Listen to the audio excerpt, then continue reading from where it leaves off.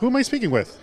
Jessica Miller-Merrill, author of Tweet This, Twitter for Business, and the bloggingforjobs.com blog. Jessica, you are very, very popular on Twitter and also very much, involved in the whole hiring and essentially retaining process. And I want to talk specifically about retaining great talent. You were given some great tips about just checking in. Explain. I think we need to talk to our folks. I think sometimes we over-engineer the process. We are so focused on surveys and sort of the bigger strategy that we just need to sit down and talk to our folks. I like to do a 30-day checkup and a 90-day and then maybe even a 6-month with those new hires that we've just brought on board to really get a sense of how we could make the onboarding and the training or just the work process better for them and more enjoyable.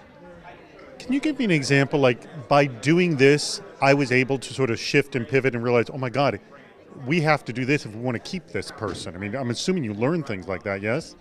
Yes, so my background is a lot of retail, so high turnover positions, but you're doing a lot of mass hire. So sitting down and talking to your folks and sort of thinking about the small things. Like, for example, we learned working with some call center inside sales folks during our 30-day sort of sit-down focus groups that there was no way for them to notify a manager that was in training that they had a question. So we just did something really simple. We set up like a chat room where they could just send the message, and then that manager on duty who was managing the team in the call center could check in and be able to share collectively with the group the resource or the information that many of them were having the same question, and also help them make their training process better. You also mentioned a statistic. I think you said it was like 83% of people are going to be looking for a new job in the past year. Is that true also? I mean, you were saying retail's the highest. What about people in government? I mean, is it that high too?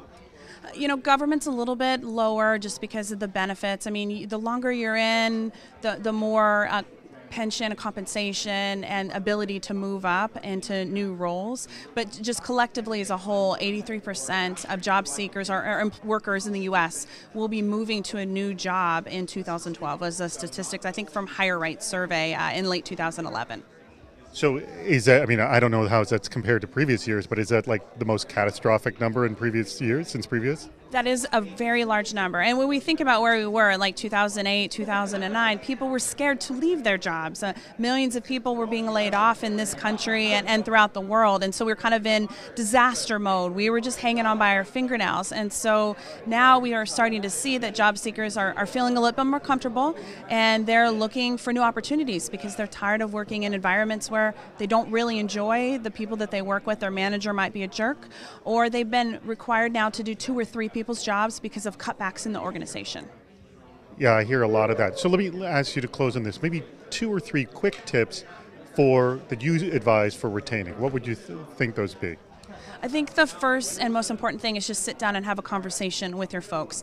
And that means actual face-to-face interaction if you're able. And let them know that you're genuine about it. But then once you've had that conversation, you need to put together a plan. Don't just have a meeting and then they don't ever hear from you again. And that may be follow-up meetings, some sort of document in the break room, or something to let people know that there's a plan in place to address their problems, and this is the target date, or this is what we've done to address the issues or concerns that you've had. Do you find, because I know that many organizations always say, well, if you have a problem, come see me, but people don't often do that. They're waiting for you to come talk to them, yes? Yes, and when I think about folks that aren't engaged in the conversation, they're already checked out, so they've given up, or they're what I consider on the internet as lurkers. And those are the people that visit blogs and websites, and they don't participate in the conversation, but they're observing what's happening. They might have something to say, but for whatever reason, they're not engaged. 90% of web traffic to blogs and places are lurkers. And your job seekers are much the same. They have something to say, but they don't feel comfortable for whatever reason, or feel like maybe you won't take their question or concern or problem seriously. Excellent. Hey, thank you so much for your time. Yeah, thanks so much.